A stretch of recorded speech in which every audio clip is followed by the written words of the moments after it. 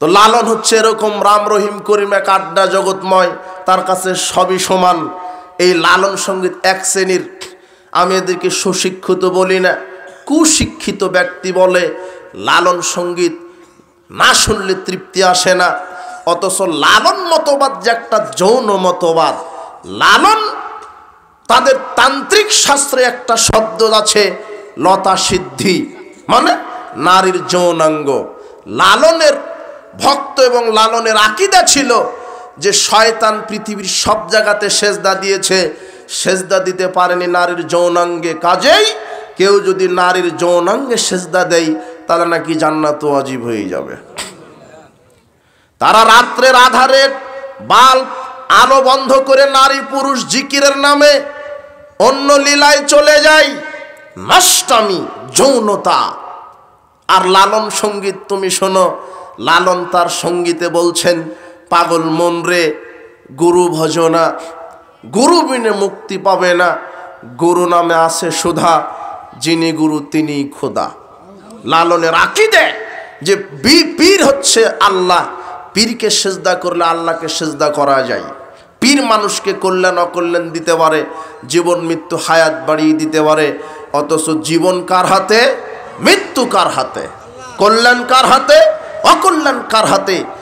কষ্ট লাগে তখন যখন কিছু সুশিক্ষিত নামের এই কুশিক্ষিত লোকেরা এই লালন মতবাদে বিশ্বাসী হয়। আপনাকে কি বলা হবে? আপনি চোর তালাশ করছেন। ইতিহাসের বড় চোর তো তারাই যারা খানকা মাজারের এই শিরকের ডিলারশিপ হাতে নিয়ে শিরকের উৎপাদন কেন্দ্র তৈরি করে মাজার, খানকা, দরগা, ওরসের মাধ্যমে যারা এদেশের সরলা আবেগময়ী মুসলিমদের ইমানকে নষ্ট করে দিচ্ছে, চুরি করে ফেলছে ইমানকে। এরাই হলো ইতিহাসে সবচাইতে বড় চোর।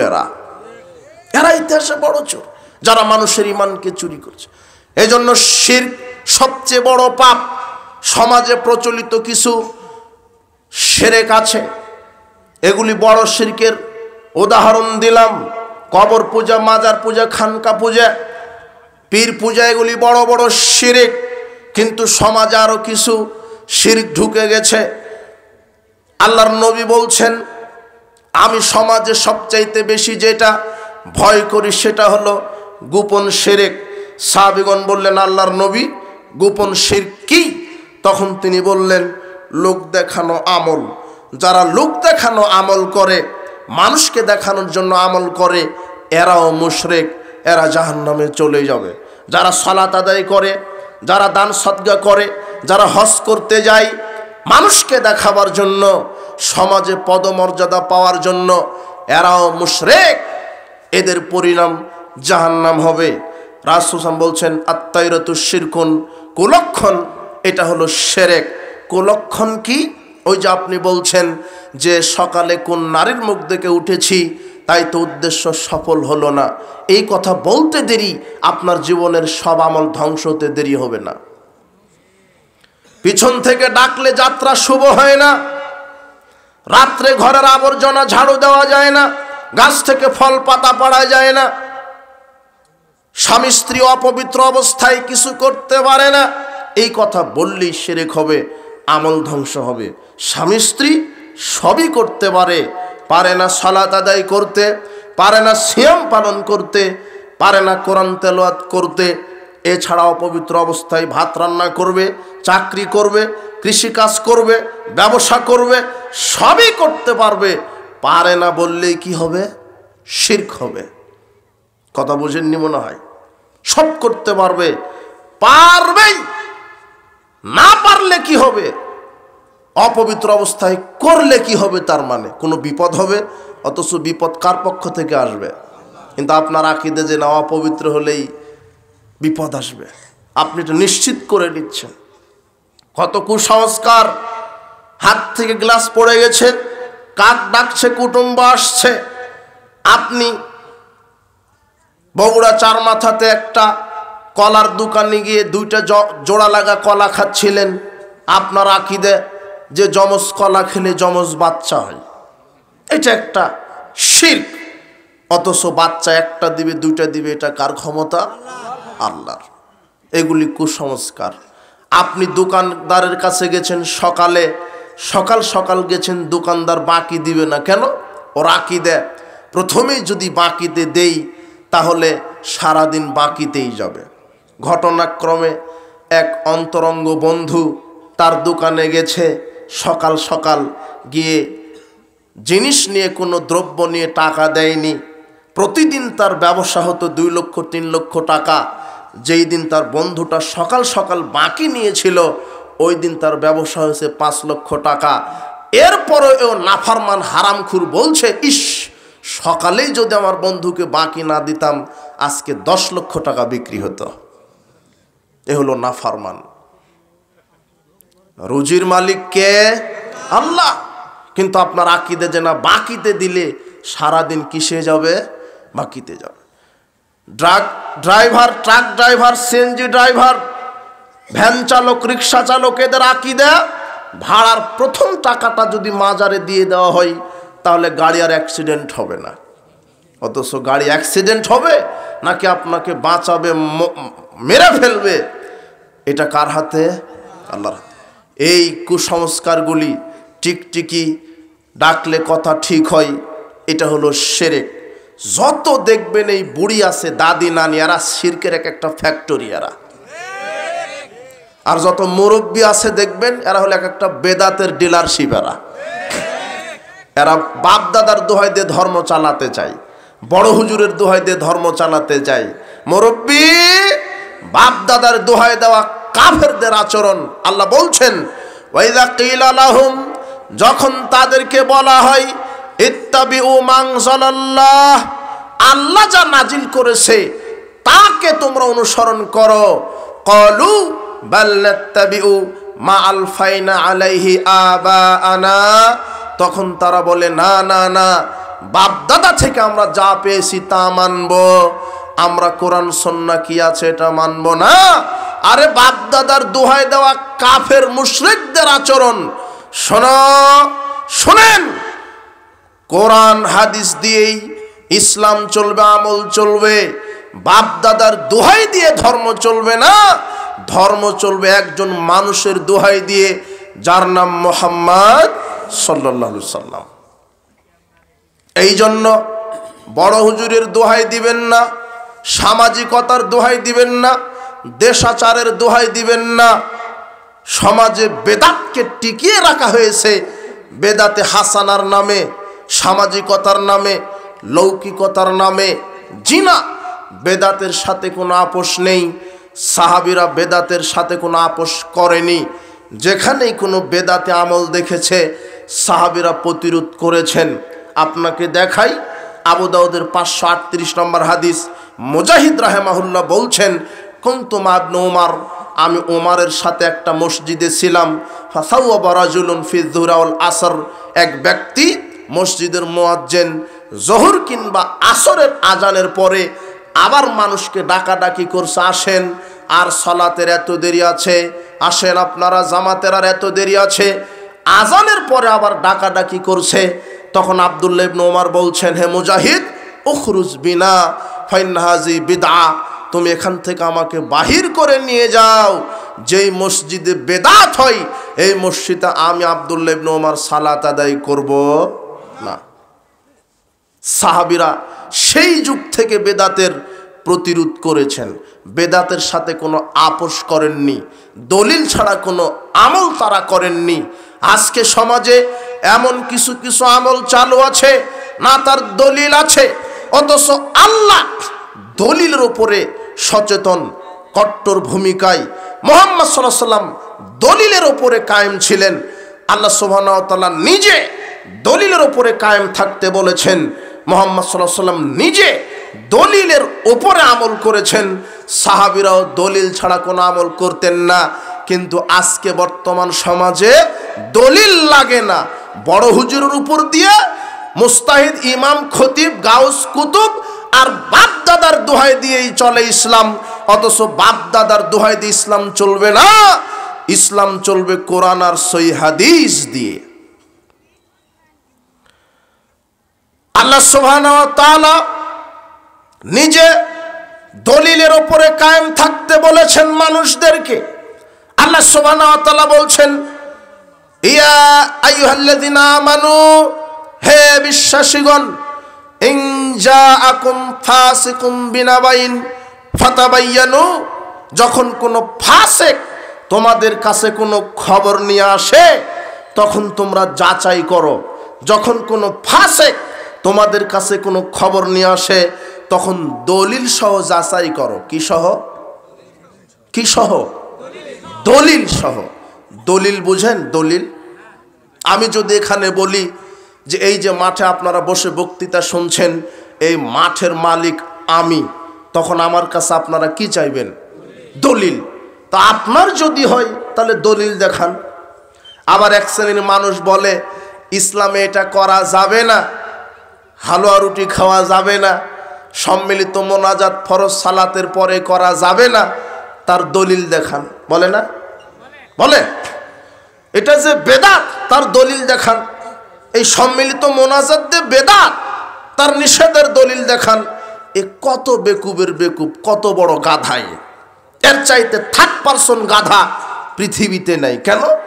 আমি যদি বলি এই জমিটা আমার, তখন আপনি বলবেন দলিল দেখান। এখন যদি আমি বলি এই জমিটা আমার না, তখনও যদি আপনি বলেন আপনার যে না, দলিল দেখান। কি বুঝলেন? কেন? আমার যে না, তার দলিল দেখান। কেন দেওয়া যাবে না? হ্যাঁ, নায়ের কি হয় না? দলিল হয় না। ঠিক 5 ওয়াক্ত ফরজ সালাতের পরে যারা মুসল্লিদেরকে নিয়ে যে ইমাম সম্মিলিত মোনাজাত করে, এর দলিল নাই। নাই বলেই তো বেদাত। আপনি খামোখা বাপদাদার দোহাই দিয়ে রাসূলের সুন্নাহকে অপমান করে বেদাত কায়েম রেখেছেন। জবাব আপনাকে বিচার মাঠে দিতে হবে ইনশাআল্লাহ। হবেই।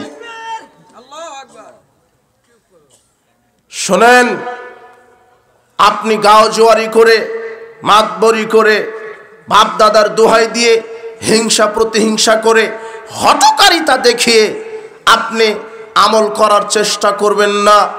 রাসূলের সুন্নাহ অনুযায়ী যদি আমল না হয়, আমল করে কোনো ফায়দা হবে না। আমি বলছিলাম, আল্লাহ বলছেন যখন কেউ কোনো আমল করতে বলে, কোনো খবর নিয়ে আসে, কি দেখো তোমরা? দলিল দেখো। কথা বুঝেছেন? সূরা হুজরাতের 6 নম্বর আয়াত। আল্লাহ সুবহানাহু ওয়া তাআলা নিজে দলিলের উপরে কায়েম ছিলেন, কায়েম থাকতে বলেছেন। মুহাম্মদ সাল্লাল্লাহু আলাইহি ওয়াসাল্লাম নিজে দলিলের উপরে কায়েম ছিলেন। দেখবেন তিনি, আমরা বলি হ্যাঁ তিনি তো দয়ার নবী, রহমতের নবী, কিন্তু তিনিও শরীয়ত কেউ যদি বিকৃত করত, তিনি সেটাকে সহ্য করতে পারেন নি। আপনাকে দেখাই, বারা ইবনে আযিব, এই সাহাবীকে আল্লাহর নবী ঘুমানোর দোয়া শেখাচ্ছেন। কিসের দোয়া? ঘুমানোর দোয়া। বারা ইবনে আযিবকে বলছেন, এই আলা উআল্লিমুকা কালিমাত, আমি কি তোমাকে একটা দোয়া শিখাইয়া দিব?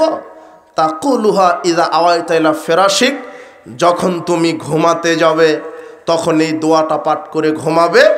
ফাইন মুত্তা মিন লাইলাতিক মুত্তা আলাল ফিতরাতি, এই দোয়া পাঠ করে যদি তুমি ঘুমাও, তাহলে আল্লাহ তোমাকে এই দোয়া পাঠ করে ঘুমাতে ঘুমাতে যদি তোমার মৃত্যু হয়ে যায়, আল্লাহ তোমাকে ইসলামের উপরে মৃত্যু দান করবেন। ওয়াইন আসবাহতা আসবাহতা কাদ আসাবতা খায়রান, আর যদি সকাল করো, আল্লাহ তোমাকে কল্যাণের উপরে সকাল করাবেন। তখন বারা ইবনে আযিব বলছেন, ঠিক আছে দোয়াটা শিখিয়ে দেন। তখন আল্লাহর নবী বলছেন, শোনো, যখন ঘুমাতে যাবে এই দোয়াটা পাঠ করবে, আল্লাহুম্মা ইন্নী আসলামতু নাফসি ইলাইকা ওয়া ওয়াজ্জাহতু ওয়াজহি ইলাইকা ওয়া ফাওয়াজতু আমরি ইলাইকা রাগবাতান ওয়া রাহবাতান ইলাইকা ওয়ালজাহতু যহরি ইলাইকা লা মালজা ওয়া লা মানজা মিনকা ইল্লা ইলাইকা আমানতু বিকিতাবিকা আল্লাযী আনজালতা ওয়া বিনাবিয়্যিকা আল্লাযী আরসালতা। এই দোয়াটা শিখিয়ে দিলেন বারা ইবনে আযিবকে। হাদিসটা তিরমিজির 3394 নম্বর হাদিস। বারা ইবনে আযিব মাতবারি করে একটা শব্দটা চেঞ্জ করে ফেলেছে। আল্লাহর নবী বলছেন তুমি বলবে আমানতু বিনাবিয়িকা, কিন্তু বারা ইবনে আযিব লাগায় দিছে আমানতু বিরাসূলিকা। নাবিকার জায়গায় কি লাগাইছে? রাসূলিকা। অথচ এটা লাগানো কোনো দোষের হয়নি, বরং আরো একটু পারফেক্ট হয়েছে। কেন? নবীদের চাইতে রাসূলদের মর্যাদা কি বেশি, তাই তিনি রাসূলকে মর্যাদা দেওয়ার জন্য নাবিকার জায়গায় রাসূলিকা লাগাইছে। রাসূল সাল্লাল্লাহু আলাইহি ওয়াসাল্লাম বারা ইবনে আযিব বলছেন যেই আমি নাবিকার জায়গায় রাসূলিকা শব্দটা লাগালাম, ফাতাআনা ইয়াদাই ফি সদরি, রাসূল সাল্লাল্লাহু আলাইহি ওয়াসাল্লাম এক ঘুষি আমার বুক বরাবর মেরে দিলেন। কয় ঘুষি? এক ঘুষি মেরে দিলেন, শুধু একটা শব্দ চেঞ্জ করার কারণে। ঘুষি দিয়ে বলছেন আই কুল বিনাবি, বলো আমি বলছি নাবিকা বলতে, তুমি রাসূলিকা বলার কে? এইভাবে ক্ষেপে উঠে তাকে একটা ঘুষি মেরে দিলেন, যেখানে একটা দোয়া পড়তে পড়তে একটা শব্দ শুধু চেঞ্জ হয়েছে। এর কারণে যদি এক ঘুষি হয়, এদেশের কত কাঠমোল্লা বেদাতি আছে যারা শরীয়তের মধ্যে কত বেদাতের ডেলিভারি দিয়েছে, এরা কয় ঘুষি খাবে? হিসাব ছাড়াই।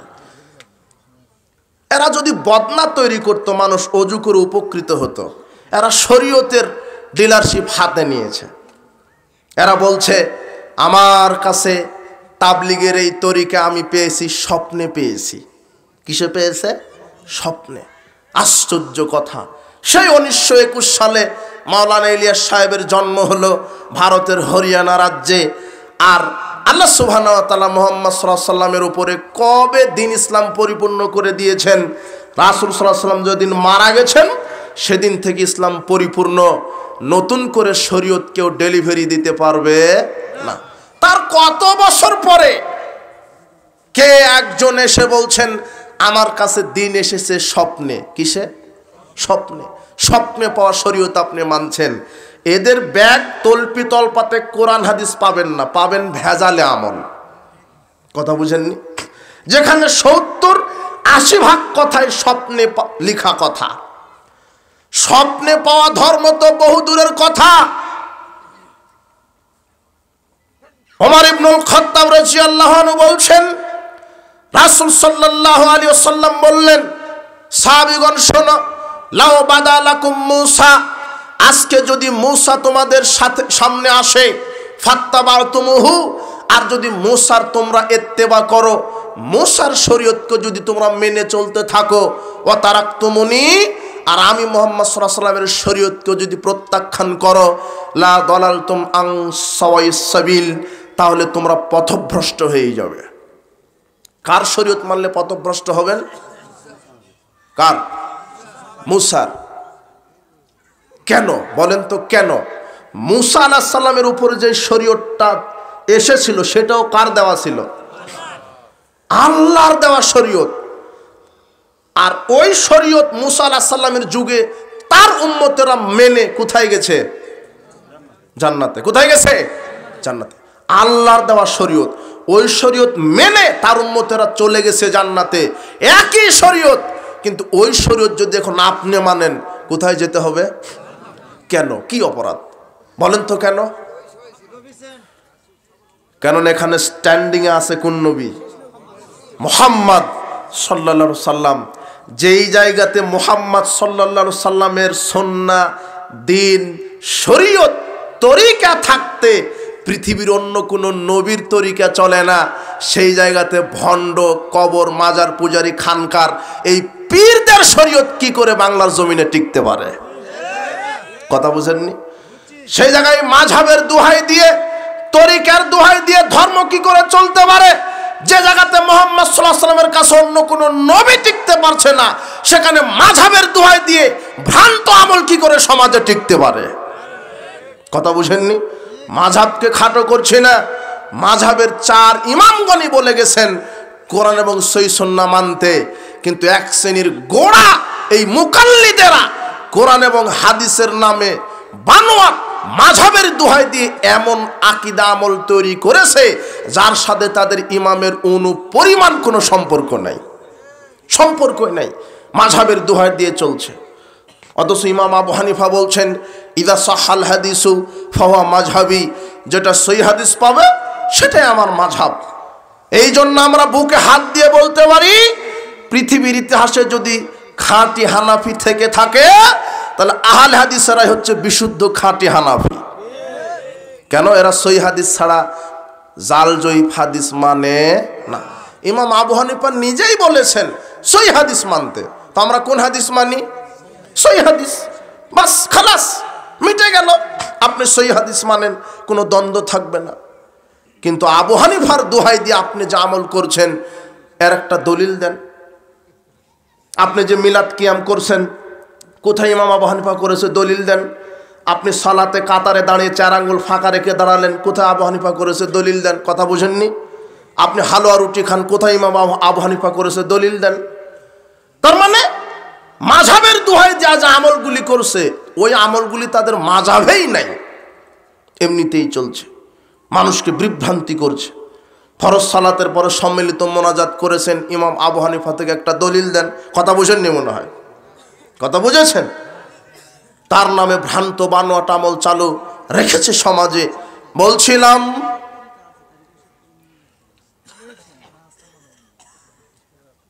বেদাতের নামে মুসলিম সমাজে ভ্রান্ত আমলগুলি সমাজে চালু আছে, কায়েম আছে।